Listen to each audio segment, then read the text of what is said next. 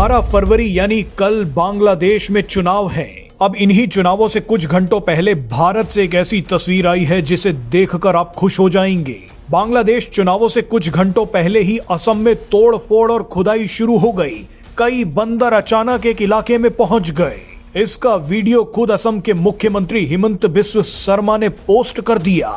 उन्होंने कहा कि ये जमीन जिसकी थी उसे मिल गई है। इसी बीच खबर आई है कि बांग्लादेश ने चुनावों में पीएम मोदी को अपनी ताकत दिखाने के लिए पीएम मोदी की ही नकल शुरू कर दी है। पीएम मोदी की नकल करते वक्त बांग्लादेशी नेताओं ने एक पैसे की अकल तक नहीं लगाई। उन्होंने भारत को डराने के लिए पीएम मोदी के आइडियाज हूबहू चुरा लिए।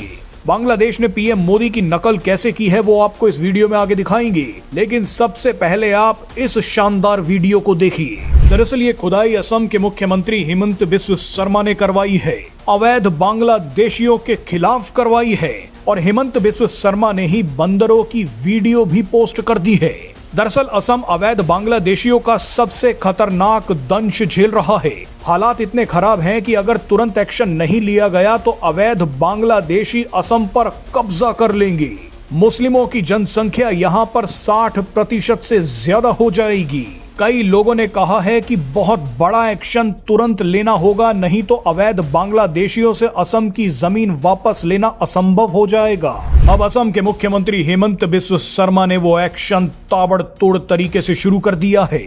असम के अलग अलग इलाकों से अवैध बांग्लादेशियों और घुसपैठियों को खदेड़ा जा रहा है। उनके कब्जे से जमीनें वापस ली जा रही हैं। इसी कड़ी में सबसे ताजा एक्शन असम के हैलाकांडी डिस्ट्रिक्ट में लिया गया है।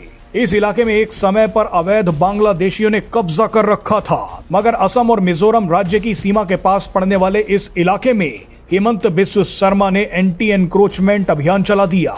जंगल के 912 एकड़ इलाके को अतिक्रमण से मुक्त करवा दिया गया।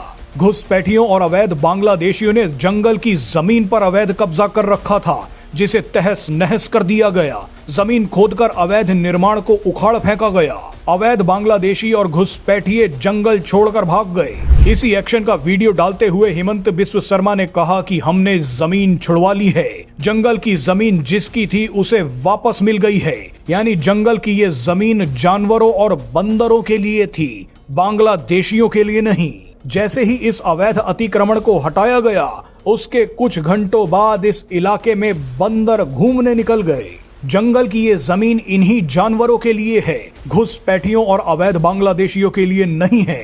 बहरहाल इस इलाके से अवैध बांग्लादेशी तो शायद अपने देश वापस भाग रहे हैं, लेकिन उनका देश भी उनसे कम नहीं है। बांग्लादेश के कट्टरपंथी भारत से बदला लेने के लिए भारत की ही नकल करते पकड़े गए हैं। चुनाव लड़ रही बांग्लादेश की पार्टियां पीएम मोदी के आइडिया चुराकर वोट बटोरना चाहती हैं। जानकारी के लिए बता दें कि 12 फरवरी को बांग्लादेश में वोटिंग होने जा रही है। शेख हसीना की पार्टी अवामी लीग पर प्रतिबंध लगा दिया गया है। इस चुनाव में मुख्य रूप से बांग्लादेश नेशनलिस्ट पार्टी यानी बीएनपी, जमाते इस्लामी और छात्रों की पार्टी नेशनल सिटीजन पार्टी यानी एनसीपी हिस्सा ले रही हैं।